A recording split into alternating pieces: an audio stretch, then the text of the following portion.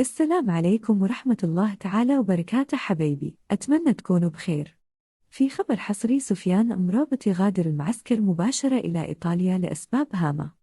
قبل ما نبدأ لا تنسوا الاشتراك في القناة ولايك للفيديو.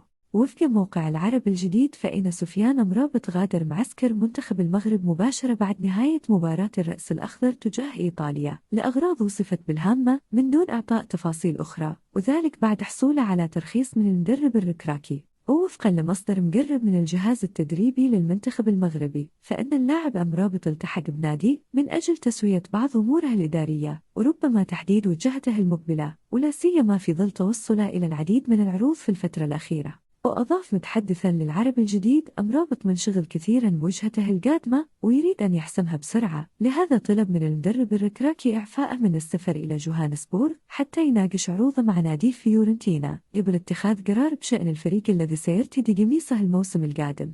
وسبق للمدير الرياضي لفيورنتينا الإيطالي أن كشف في تصريحات صحفية قيام إدارة الفريق بمناقشة بعض العروض التي حصلت عليها في الفترة الأخيرة، بما في ذلك عرض المغربي سفيان أمرابط من أجل تحديد مستقبله، حيث ينتهي عقده في صيف 2024. وفي النهاية لا تنسى الاشتراك في القناة ليصلك جديدنا ولايك للفيديو.